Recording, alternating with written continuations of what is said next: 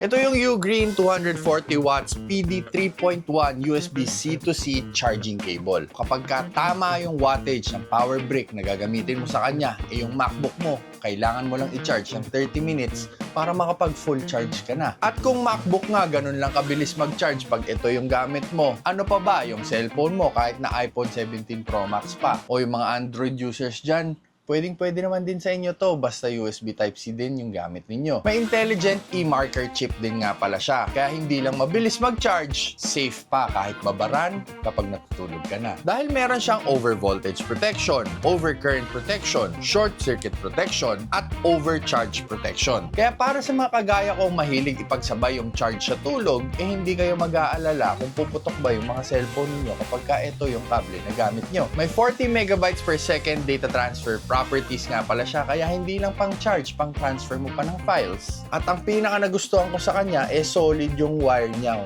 Ayan grabe ganda ng pagkakagawa, pre. Hindi lang maganda, flexible and durable pa. 30,000 plus bending test, 10,000 plus plug tests, at yung shell niya, aluminum na. At ang secret ko dyan, murang-mura lang siya. Check out mo dyan sa baba.